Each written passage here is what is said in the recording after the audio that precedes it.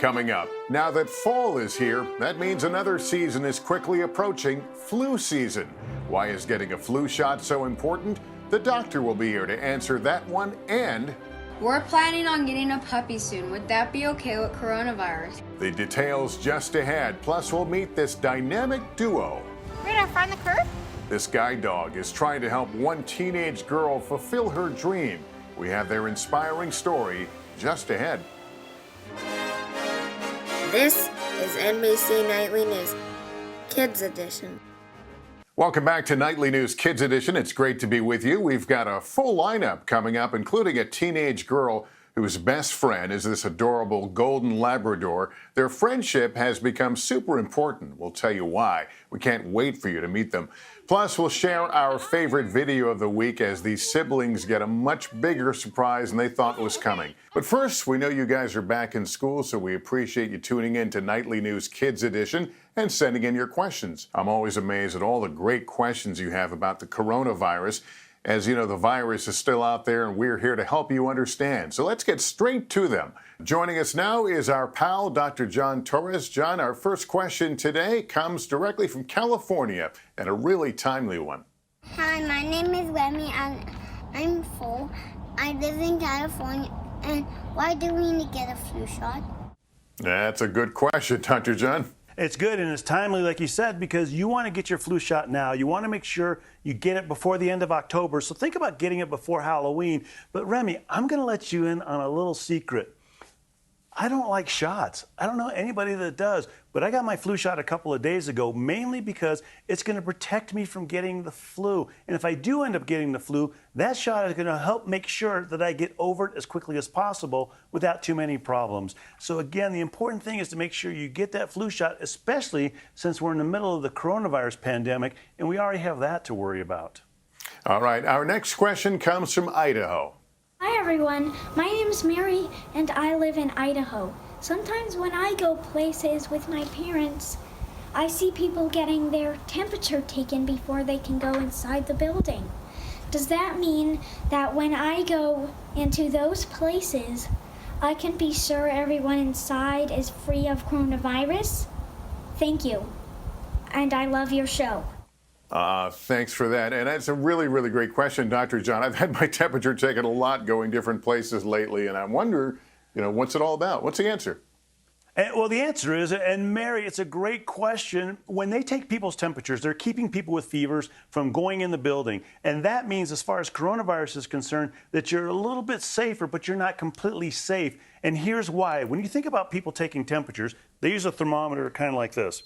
And you take a temperature. Mine says 98.2, so that doesn't mean that means I don't have a fever. But a fever is only one of the symptoms of coronavirus. There are a lot of other symptoms. So you might not have a fever, but have other symptoms, which means you might get in the building with coronavirus. But also, some people don't have any symptoms at all. We call them asymptomatic carriers of coronavirus. And so we might not even know they have it. They might not know they have it, and they go in the building. So even when you're inside, even though people are getting checked for temperatures, you still want to make sure that you social distance and you wash your hands plenty of times. If you can't social distance, then definitely wear a mask.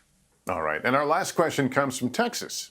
Hi, Dr. John. Hi, Lester. My name is James. And my name is Josiah. And we're from Austin, Texas. Our questions are, we're planning on getting a puppy soon. Would that be okay with coronavirus? And my question is, how long is coronavirus going to affect baseball games?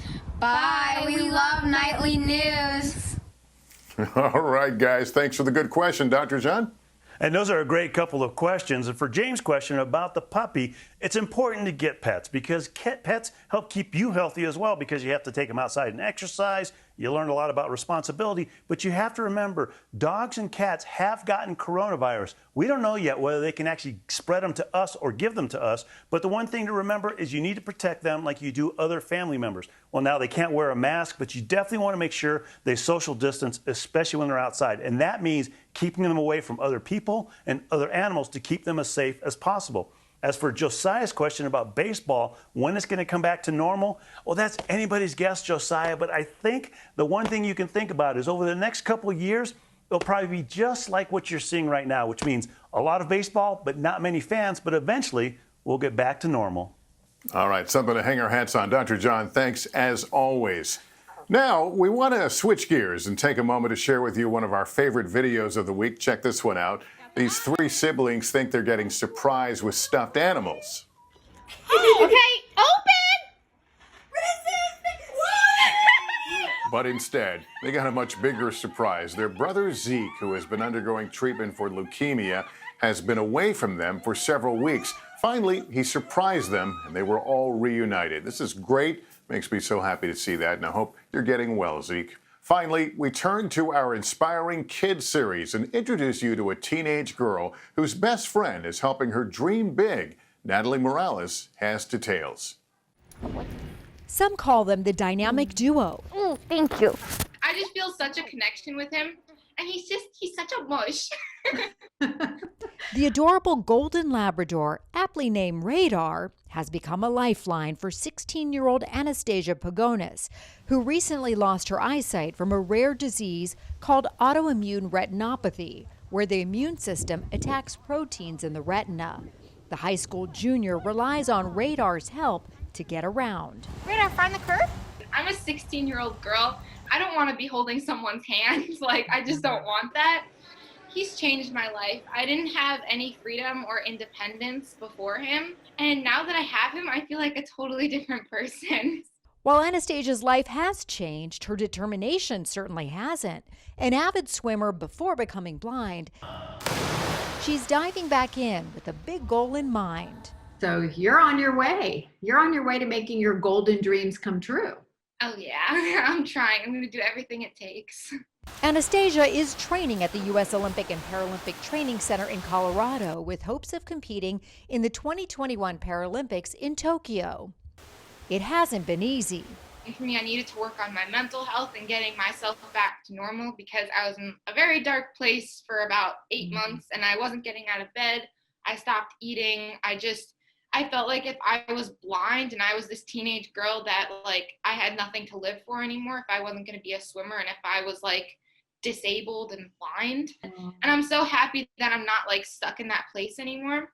The New York teen thanks Radar for that. He's not only a fantastic pup trained by the Guide Dog Foundation, but a furry friend well known by the New York Islanders. Radar was the hockey team's first puppy with a purpose before meeting Anastasia, a helping hero to so many. I imagine he's a really good cuddler too and good therapy. He thinks that he's a lap dog. I'm like, Radar, you are almost 90 pounds, buddy. 90 pounds of love and friendship, bringing about a new sense of confidence. What are your hopes then at the Paralympics? My hopes at the Paralympics is just to show people that I'm blind and that I recently lost my vision, that you can do anything and you don't have to sit in your house and be the stereotype of blindness and you can be an elite athlete.